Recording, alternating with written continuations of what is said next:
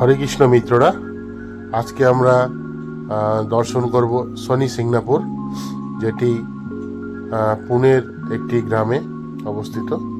শনি সিংনাপুর সত্যি এখানে একটা জিনিস দেখে আমি অবাক হয়ে গেলাম। এইখানে শনি মহারাজের এত মহিমা রয়েছে যে এই গ্রামে কারো কোনো ঘরের মধ্যে দরজা নেই, দরজা ও জানালা কোনোটাই নেই, কারণ এখানে শনি মহারাজের এত প্রভাব রয়েছে। এখানে কেউ কোনো চোর চুরি করার সাহস পায় না। জয় শনি মহারাজের জয়। नीलाञ्जन समाभासं रविपुत्रं यमाग्रजं छाया